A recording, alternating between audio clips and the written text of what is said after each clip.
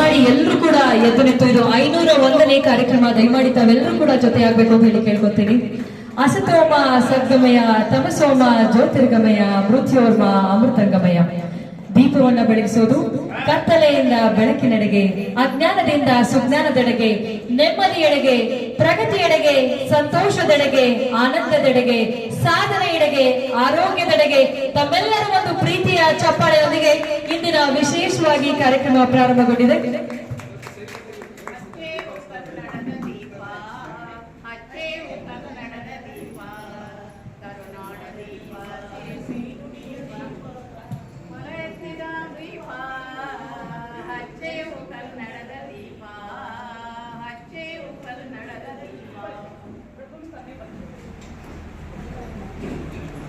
ದಯವಿಟ್ಟು ಎಲ್ಲರೂ ಆಸೀನರಾಗಬೇಕು ಅಂತ ಹೇಳಿ ಕೇಳ್ಕೊತಾ ಇದ್ದೀವಿ.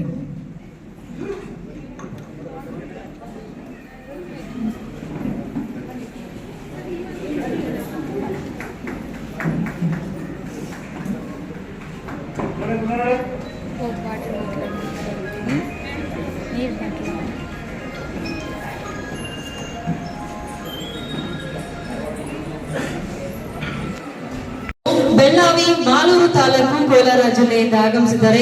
ಕರ್ನಾಟಕ ರಾಜ್ಯ ರತ್ನ ರಾಜ್ಯ ಪ್ರಶಸ್ತಿಯನ್ನು ನೀಡಿ ಗೌರವಿಸಲಾಗ್ತಾ ಇದೆ ಆತ್ಮಶ್ರೀ ಕನ್ನಡ ಸಂಸ್ಥಾನದ ವತಿಯಿಂದ.